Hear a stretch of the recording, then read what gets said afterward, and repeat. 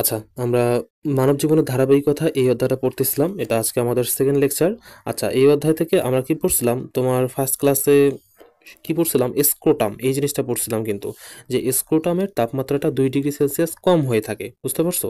এখন এই 2 degree Celsius তাপমাত্রা কিন্তু আমাদের শরীরের তাপমাত্রা থেকে কম রাখা হয়।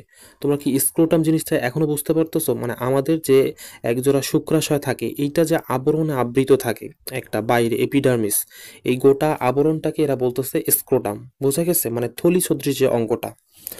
আচ্ছা, আমি যদি বলি এখান থেকে আমরা আগের ক্লাসে কি কি কোশ্চেনগুলো করতে পারবো, আমরা যদি বলি দেখো যে বহি উদরীয় অঙ্গ কোনগুলো, মানে বাহিরের অঙ্গ, তাহলে তোমরা কি বুঝতে পারতেছে যে স্ক্রোটাম এইটাকে কি আমরা বহি উদরীয় অঙ্গ বলতে পারবো?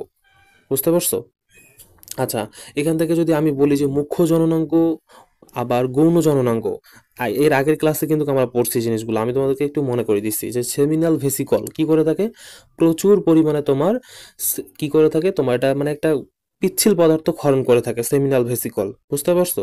আবার আমি যদি বলি যে দেখো যে তোমার কোন গ্রন্থি নিঃসৃত তরল পদার্থ সিমেনের পরিমাণ বাড়ায়, প্রোস্টেট গ্রন্থি আগের দিন দেখছিলাম না যে প্রোস্টেট গ্রন্থি, এই প্রোস্টেট গ্রন্থিটা কি করে, তোমার সিমেনের পরিমাণটা বাড়ায়, মানে বীর্যের পরিমাণটা বৃদ্ধি করে। বোঝা গেছে? আচ্ছা, আমরা আজকে নতুন পড়া যাই। আচ্ছা, আমরা যদি একটু দেখি, এখন খেয়াল করো যে এখানে বলছে যে জিএনআরএস, এই যে এখানে নামটা দেখো, এটা কিন্তু সংক্ষিপ্ত রূপ। এর ফুল মিনিংটা হচ্ছে কি, যে গোনাডোট্রপিন রিলিজিং হরমোন। বোঝা গেছে? এখন এই হরমোনটা কোথা থেকে হয়, সেই মানে কোথা থেকে এই হরমোনটা খরিত হচ্ছে, এই জিনিসটা আমাদের লাগবে। সব লাগবে না, যেগুলো লাগবে দেখাচ্ছি। দেখো, এই গোনাডোট্রপিন রিলিজিং হরমোনটা আমাদের মস্তিষ্কের হাইপোথ্যালামাস থেকে খরিত হয়। দেখা যাচ্ছে? আচ্ছা, এই যে জিএনআরএস, এটা মস্তিষ্কের হাইপোথ্যালামাস থেকে। আবার যদি আমি যদি বলি ফলিকল স্টিমুলেটিং হরমোন, এটা কিন্তু ইস্ট্রোজেন ক্ষরণে উদ্দীপনা যোগায়। আমাদের ওইটা লাগবে না, আমাদের লাগবে যে কোথা যায়, কোন স্থান থেকে এটা খরিত হয়। তাহলে এটা হচ্ছে পিটুইটারি সমৃগ্ধ গ্রন্থ থেকে। বোঝা গেছে? তাহলে গোনাডোট্রপিং আবার রিপিট করতেছি, এটা হচ্ছে হাইপোথ্যালামাস থেকে, এটা হচ্ছে তোমার পিটুইটারি গ্রন্থির সম্মুখভাগ থেকে। আশা করি বোঝাইতে পারছি। আর এখান থেকে তোমার ওইভাবে এখানে কিছু লাগতেছে না। আর যদি বলি যে লুটিলাইজিং হরমোন, এটা লাগবে না। হ্যাঁ, আমাদের লাগবে ইনহিবিন হরমোন। দেখো, ইনহিবিন যে হরমোনটা বলছে, এটা কোথা থেকে খরিত হয়? সার্টোলিকোষ থেকে খরিত হয়ে থাকে। বুঝতে পারছো? ইনহিবিন হরমোনটা সার্টোলিকোষ থেকে খরিত হয়ে থাকে। তাহলে আমাদের তিনটা জিনিস লাগলো, গোনাডোট্রপিন, আবার তোমার ফলিকল, আর এই যে ইনহিবিন হরমোন। এই তিনটা জিনিস জাস্ট দেখবা, বাকিগুলো লাগবে না। আচ্ছা, আমি যখন যদি স্ত্রী প্রজনন তন্ত্রে আসি, দেখো আমি যে প্রথমে যদি একটা কথা বলি যে এটা দেখতে কেমন, ডিম্বাশয়টা আমাদের, আমি ডিম্বাশয়ের কথা বলতেছি। দেখো, আমি যদি ডিম্বাশয়ের কথা বলি, যে এটা হচ্ছে তোমার বাদাম আছে না, সেই বাদামের মতন দেখতে, এই যে বাদাম আকৃতি। তাহলে আমাদেরকে এটা মনে রাখতে হবে যে ডিম্বাশয় বাদামের মতন দেখতে। আর ডিম্বাণু উৎপাদন করাই হচ্ছে ডিম্বাশয়ের প্রধান কাজ। মানে ডিম্বাশয় কি করে থাকে, তোমার ডিম্বাণু উৎপাদন করে থাকে। এছাড়া ইস্ট্রোজেন ও প্রজেস্টেরন, তার মানে নারী দেহে, মানে স্ত্রীদের দুইটা হরমোন থাকে। সেটা হচ্ছে কি, মেইন হরমোন হচ্ছে দুইটা, একটা হচ্ছে ইস্ট্রোজেন, একটা হচ্ছে প্রজেস্টেরন। আমরা কিন্তু পুরুষেরটার সাথে গোলমাল করে ফেলি, যে টেস্টোস্টেরন থাকে যখন, তখন আবার একটু গোলমাল লাগে। তাহলে আমরা এই দুইটা মনে রাখতে পারি এইভাবে, যে ঈশিতা ও প্রমি, দুইটা মেইন নাম দিয়ে মনে রাখতে পারি। আচ্ছা, এটা দেখা যাচ্ছে না হয়তো, একটু মনে রাখো তাও। আমি তো বললাম ঈশিতা ও প্রমি, আমাদের লেখাগুলো কিন্তু ওইভাবে হচ্ছে না। তাহলে দেখো, আমরা ঈশিতা প্রমি দুইটা মেইন নাম মনে রাখবো, এখান থেকে আমরা ইস্ট্রোজেন ও প্রজেস্টেরন নামটা মনে রাখবো। বোঝা গেছে? আচ্ছা, আমি এটা মিশাই দিই। এখন দেখো, এখান থেকে তোমার লাগবে এখন যে জরায়ু। আচ্ছা, তোমরা কি জরায়ু দেখছিলা? মেয়েদেরকে তো বলতে হবে না, কিন্তু একটু ছেলেদের ক্ষেত্রে বলি। আচ্ছা দেখো, আমি যদি একটু চিত্রটা দেখাই, জরায়ু কিন্তু তিনটা আবরণে আবৃত থাকে, এই তিনটাও লাগবে তোমাদের। আচ্ছা, আমি এখানে একটু দেখাচ্ছি তোমাদেরকে। দেখো, এই যে আমাদের জরায়ু কোনটা? আচ্ছা, এই দেখো, এই অংশটা দেখতে পারতেছো? আচ্ছা, আমি একটু কালার ইউজ করি।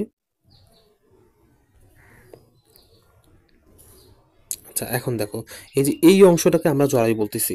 এটার কিন্তু তোমার বিভিন্ন পার্ট থাকে, যে তোমার মানে তিনটা স্তরে বিভক্ত থাকে। আমরা যদি একটু বলি এপি, মায়ো, অ্যান্ডো। এখন এর মধ্যে আমাদের এই চিত্রটা একটু খেয়াল করতে হবে, যে এই যে এখানে দেখো, যে লেবিয়া মেজর বলে কথা আছে, লেবিয়া মাইনর বলে কথা আছে, এতে ক্লাইটোরসিস আছে, আবার তোমার যোনি আছে। আমাদের কিন্তু অঙ্গগুলা চিনতে হবে। এখন বেসিক বলতে এই জিনিসগুলো একটু বেসিক, এই বেসিকটা না জানলে তুমি সব কিছু অ্যান্সার মুখস্থ করে করতে পারবে না। আমরা যদি একটু নিচে দেখি, দেখো এইখান থেকে আমরা বুঝতে পারবো, পড়বো সাথে নিজে আবার নিচে দেখতেছি। এই দেখো, রাখো, তাহলে সুবিধা হচ্ছে। আচ্ছা আমি যদি বলি যে দেখো গম্বুজ আকৃতির অংশ, এই কিছু লাগবে না, যে গম্বুজ আকৃতির অংশ মানে ফান্ডাস, এই জিনিসটা একটু মনে রাখবা যে ফান্ডাস মানে গম্বুজ। যদি গম্বুজের কথা বলে তার মানে ফান্ডাস, আর ফান্ডাস হলে গম্বুজ আকৃতি, বোঝা গেছে? এই যে আমাদের যে যোনিপথটা আছে, অনেকে আমরা ভুল করে থাকি কি জানো, যে যোনি আর তোমার যে সামনে যে মুখটা থাকে, এক কথায় মানে যেটা দিয়ে যৌন জনন কাজ করা হয়, বুঝতে পারছো? দুইটা কিন্তু আলাদা। তাহলে আমরা এই জিনিসটাকে কি বলবো? এই জিনিসটা হচ্ছে তোমার যোনি, আর এই জিনিসটা সরি এই জিনিসটা হচ্ছে জরায়ু। মানে দুইটা কিন্তু আলাদা, জরায়ু আর যোনি কিন্তু আলাদা। মানে ভ্যাজাইনা হচ্ছে এই জায়গাটা, মানে এইটা হচ্ছে সামনের অংশটা, আর এইটা থাকে ভিতরে যেখানে বাচ্চা ধারণ করে, বোঝা গেছে?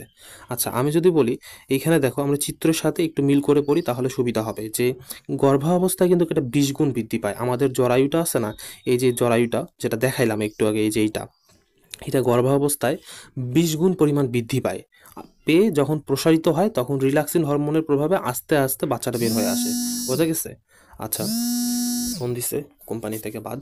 আচ্ছা আমি একটু নিচের দিকে যাই, দেখো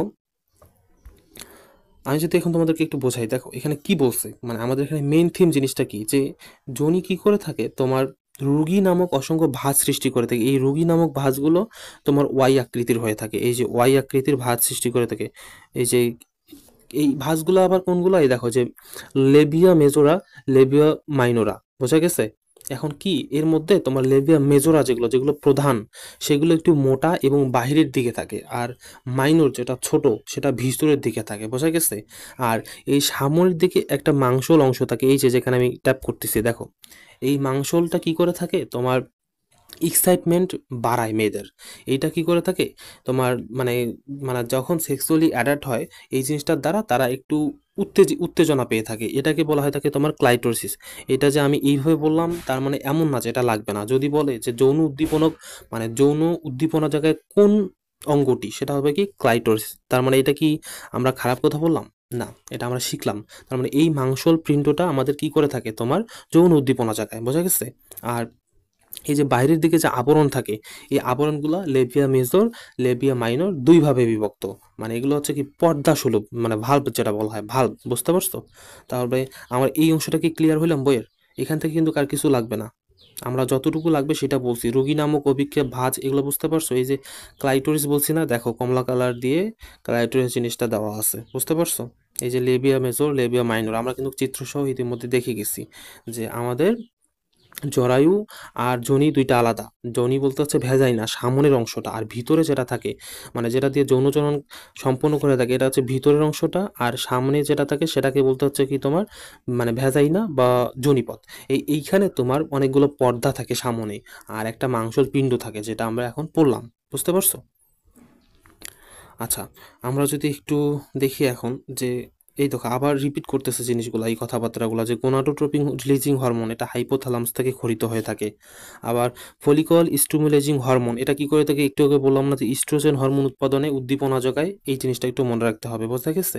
আমাদের কিন্তু সব পড়তে হবে না। যে এই দেখো এখানে একটা বলতেছে যে স্তন গ্রন্থির বৃদ্ধি, তোমরা কি লেখাগুলো দেখতে পারতেছো? পুরা মানে পুরানা বই না, একটু দাগানো হয়েছে কেমন ভাবে, এই জন্যই সমস্যা হচ্ছে। এই যে স্তন গ্রন্থির বৃদ্ধি করে থাকে কোনটা, প্রোজেস্টেরন হরমোন। স্তন গ্রন্থি বলতে কি মানে মেয়েদের বুকটাকেই বলতেছে। এখন আমি যদি একটু মনে রাখি, কারণ এই নামগুলো তো আমাদের কঠিন, আমাদেরকে একটু টেকনিক্যালি মনে রাখতে হবে, যে স্তন গ্রন্থির বৃদ্ধি বলতে হচ্ছে কি আগে অতটা ছিল না, এখন প্রো হইছে, মানে বৃদ্ধি পাইছে। প্রো, প্রো মানে কি এক্সট্রা প্রো, বুঝতে পারছো? এইভাবে মনে রাখতে পারো, তোমার টেকনিকে তুমি মনে রাখবা।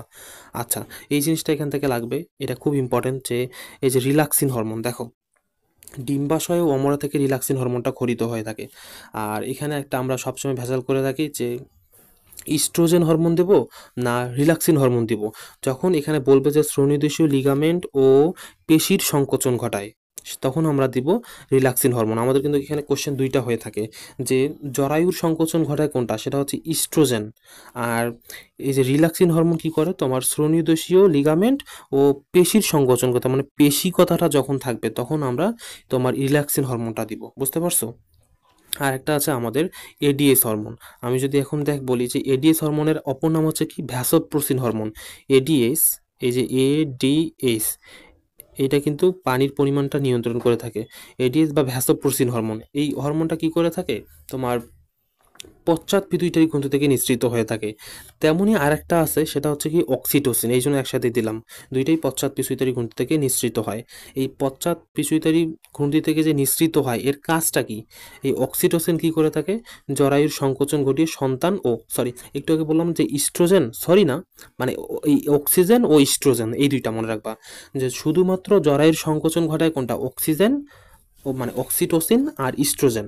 আর যদি বলে, আমাদের কিন্তু এখানে প্যাচ লাগবে। কি প্যাচ লাগবে? যে তুমি যখন দেখবা অপশনে অক্সিটোসিন নেই, তখন ইস্ট্রোজেন দেওয়া থাকবে।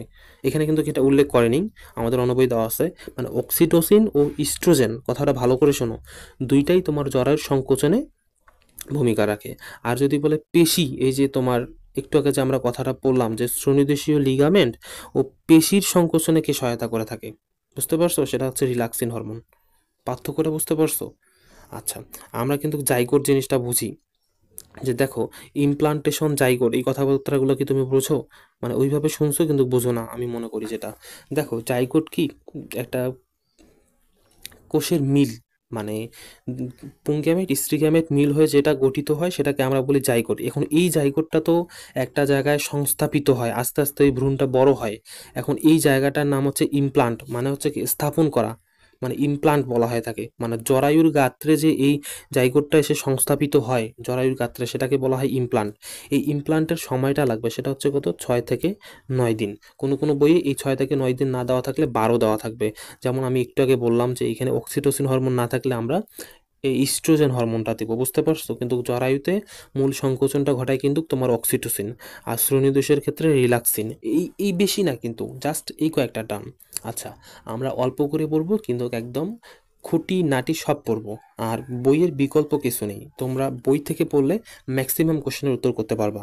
আগেই কখনো কোশ্চেন ব্যাংক হাসতাইও না, বুঝতে পারছো? ঠিক আছে, আল্লাহ হাফেজ।